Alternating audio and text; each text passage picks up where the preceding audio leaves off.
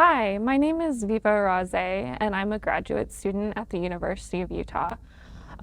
So when I first heard of COVID, I was actually a grad student at the University of Northern Colorado.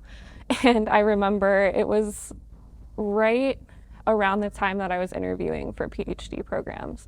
So the first time that I actually heard of it, I was going to go to Virginia to VCU to interview, but I actually decided to not go because I got a little scared because I was living with my parents at the time.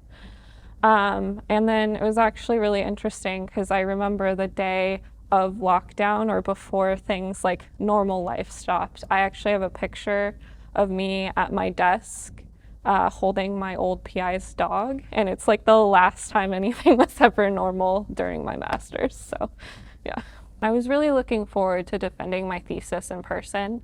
I was one of the first rounds of people who had to do it by Zoom, and so it was really disappointing at the time.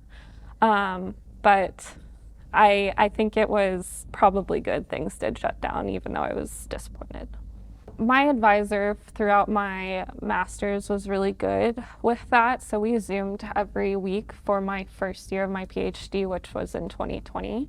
But it was a little bit weird because I was transitioning to a new position at the time. So I actually didn't really meet everyone in person in my new position until like a year after I'd started my PhD. But I was able to keep in contact with my old members. I think the thing that surprised me the most and reassured me the most was just how much contact that remained between the lab members, because again, I was transitioning to a new lab, but my old lab still kind of kept me around to make sure I was doing okay, even though I wasn't even in Colorado at the time. So I think that surprised me the most is just seeing people be nice, I suppose. I don't know.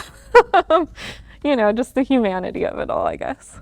I think living through a pandemic has kind of changed my perspective a little bit. So it's funny just because whenever I say I'm an immunologist, people think that I study infectious disease, which I don't. And I actually, it scares me a little bit because I feel like I know a little too much sometimes.